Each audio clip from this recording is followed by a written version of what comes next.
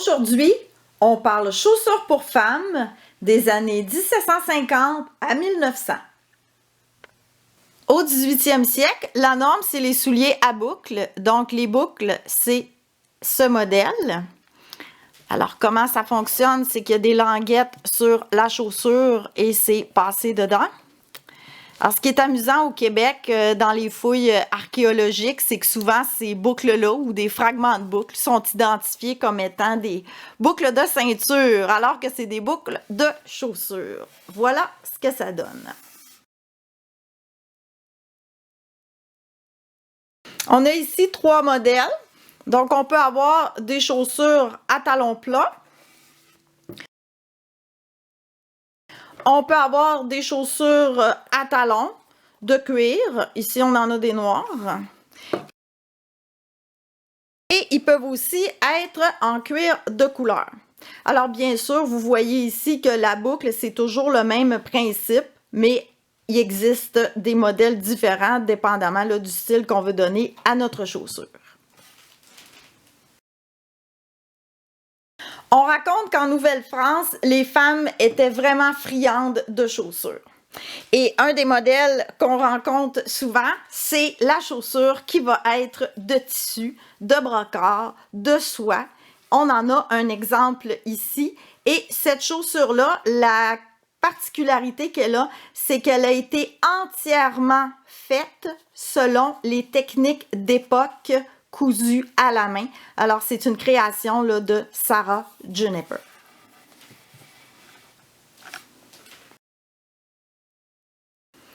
Un autre modèle de chaussures un peu plus chic qu'on pouvait avoir, c'était la mule. Donc, on voit même là des femmes du commun, des fois sur certains tableaux, porter ce genre de chaussures qui laissent l'arrière du pied dégagé. C'est bien beau les chaussures du dimanche, mais quand on a à travailler sur une ferme, dans le jardin, on a besoin de quelque chose de fonctionnel. Alors, si vraiment on a des travaux vraiment salauds à faire, on va porter des sabots de bois. Mais la vedette, la grande vedette, c'est le soulier de bœuf. Alors, je vous présente le soulier traditionnel québécois. Alors, peu de gens le savent, mais oui, au Québec, on a une chaussure traditionnelle. Ce n'est pas des mocassins. Les mocassins appartiennent aux cultures des Premières Nations. En fait, ça, c'est le mélange entre des techniques de cordonnerie des Premières Nations et françaises. Donc, dès le 17e siècle, là, et jusque vraiment là, au 20e siècle, dans les campagnes, on a vu là, cette chaussure être portée. Je prends le temps de vous la présenter comme il faut parce que c'est vraiment là, une chaussure traditionnelle québécoise. Et au Québec, souvent, on connaît peu nos vêtements traditionnels. Donc, les chaussures à talons vont évoluer un petit peu au courant du 18e siècle. Donc, on va partir au milieu du siècle avec des talons un petit peu plus massifs pour avancer progressivement avec des talons plus fins. Si bien que rendu à la toute fin du siècle et même au début du 19e siècle, jusque dans les années 1810, on va avoir des petites chaussures à bout pointu avec des petits talons dans ce style-là. On avait aussi des petites bottines qui commencent à arriver. Petites bottines lacées sans talons. Et dans les années 1830 jusqu'à 1850, la bottine va dorénavant avoir un bout carré et une absence de talons.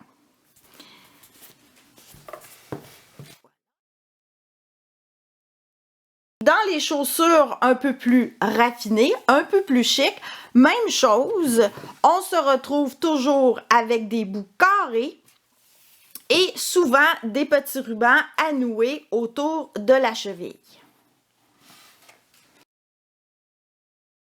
Pendant ce temps, le sabot de bois et le soulier de bœuf vont rester aussi à la mode.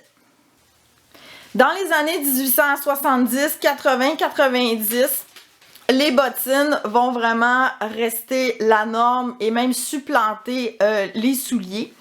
Donc, les souliers vont souvent être portés à l'intérieur pour des occasions spéciales, mais au quotidien, surtout chez une femme du commun, la bottine, c'est le classique. On a des bottines à talons plats, à talons plus ou moins hauts, dépendamment des occasions, et aussi de diverses couleurs, parfois comme ici, avec la cheville en tissu et le bas en cuir. Puis, bien sûr, dans les années 1900, le sabot est toujours là, même s'il se fait de plus en plus rare.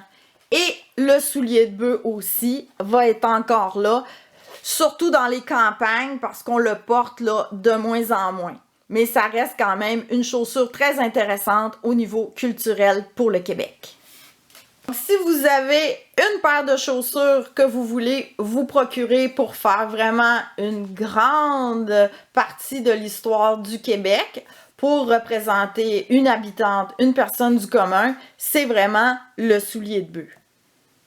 Une autre chose intéressante aussi à tenir compte, c'est ce que j'appelle la gradation des classes sociales.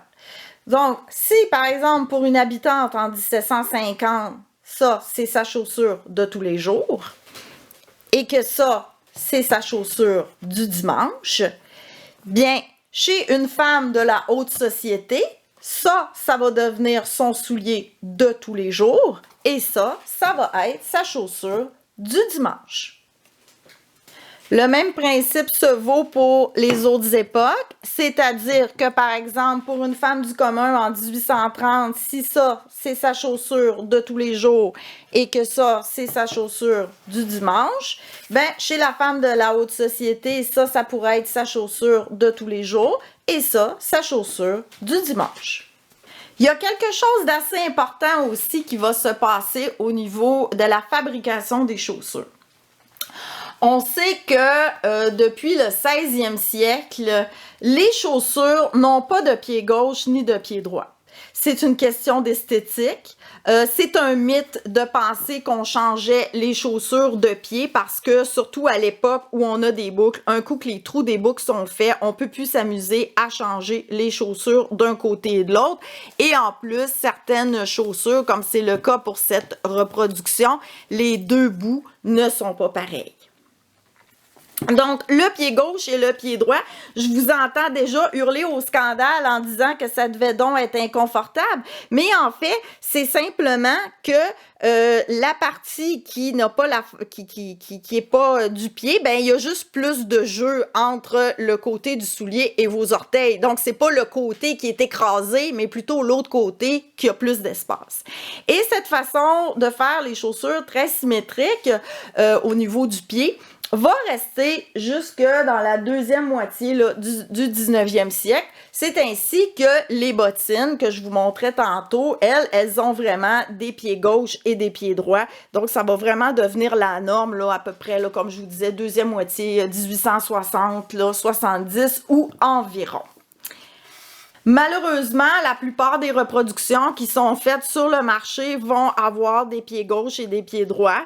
Mais bon, quand le reste de la chaussure est vraiment d'une belle qualité, une belle reproduction, c'est un compromis là, qu'on peut faire pour les chaussures. J'ai beaucoup de reproductions de chaussures qui viennent de American Duchess. Donc, c'est vraiment là, comme cette paire ici. Voyez-vous, vous avez le nom là, du magasin ici. C'est vraiment une excellente boutique. Il offre beaucoup de modèles de plusieurs époques. Voyez-vous, ici, j'ai 1750, 1810, 1830. Donc, ça vaut vraiment la peine là, d'aller fouiller là, sur leur site. Les chaussures sont un élément très important d'un costume. C'est vraiment pas un détail. Surtout au niveau, oui, de l'authenticité, mais aussi de votre confort. Et avec toutes les compagnies qui font de très belles reproductions, j'ai parlé d'American Duchess tantôt, mais il y en existe d'autres, ça vaut vraiment la peine de vous faire plaisir et de vous acheter une paire de chaussures qui va être à votre goût, authentique et dans laquelle vous allez pouvoir passer une bonne journée debout sans avoir mal aux pieds.